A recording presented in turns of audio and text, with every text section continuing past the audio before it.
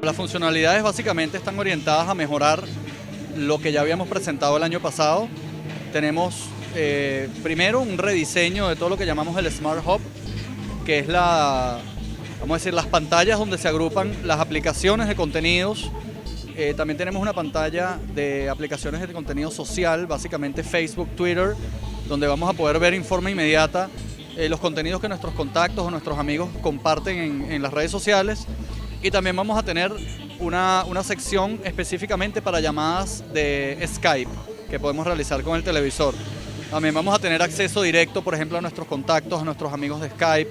Vamos a tener acceso, por ejemplo, a lo que nuestros amigos están viendo o están postulando en las redes sociales. Y también vamos a tener una tercera pantalla que es para contenidos multimedia que disfrutamos a través de dispositivos móviles o que compartimos con otros dispositivos en el hogar. No necesariamente dispositivos móviles, también son, por ejemplo, computadoras portátiles o discos duros que tenemos conectados en red cargados con contenido multimedia, que puede ser videos o puede ser música o puede ser, por ejemplo, fotografías. Entonces vamos a tener esos tres conceptos dentro de lo que es el Smart Hub. Luego, dentro de lo que es la tecnología Smart Interaction, que es la tecnología que nos permite controlar el televisor a través de gestos y movimientos de nuestras manos y el control de voz, también tenemos mucha innovación. Por ejemplo, tenemos nuevos gestos. Por ejemplo, con la palma abierta podemos ir pasando como si estuviéramos trabajando en nuestro tablet, pasar de una pantalla a otra. Eso lo vamos a hacer en las pantallas del Smart Hub que te acabo de contar.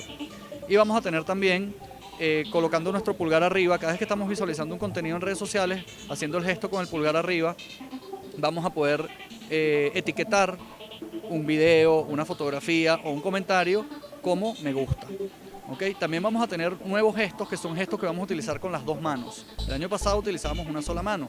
Ahora el televisor está en capacidad de reconocer dos manos. Con estos gestos de dos manos vamos a poder, por ejemplo, si estamos viendo fotografías, hacer como zoom. Entonces podemos ampliar o acercar o alejar la fotografía, y también si, por ejemplo, la fotografía está tomada en vertical y la queremos poner en horizontal, también con las dos manos hacemos un gesto de rotación y la fotografía rota.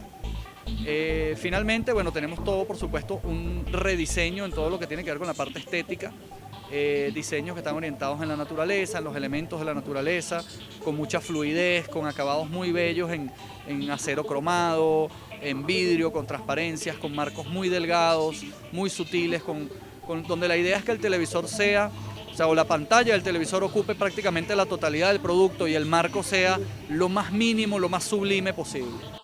Son muchísimos modelos, tenemos varias series. Arrancamos con modelo de entrada en la serie 5, vamos a tener ahí 3 tamaños.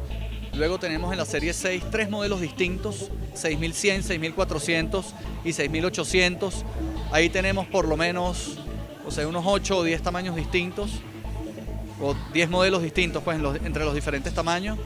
Vamos a tener también la serie 7, el modelo 7500, y en la serie 8 el 8000. Ahí también tenemos varios modelos, varios tamaños.